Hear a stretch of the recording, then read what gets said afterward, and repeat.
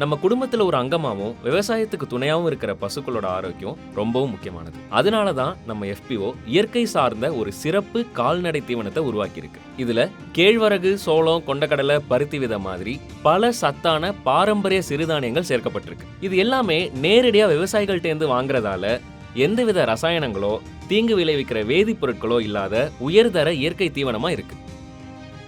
இந்த தீவனம் நாமக்கல் கால்நடை மருத்துவக் கல்லூரி மற்றும் ஆராய்ச்சி நிறுவனத்தோட தர சான்றிதழை பெற்றிருக்கு. இந்த இயற்கை தீவனத்தை எடுத்துக்கிற பசுவோட உடல் நலமும் மேம்பட்டு அதோட பாலோட தரமும் கணிசமா உயர்ந்திருக்கு. பால்ல இருக்கிற SNFும் கொழுப்பு சதவீதமும் அதிகரிச்சதால விவசாயிகளுக்கு சிறந்த விலை கிடைக்குது.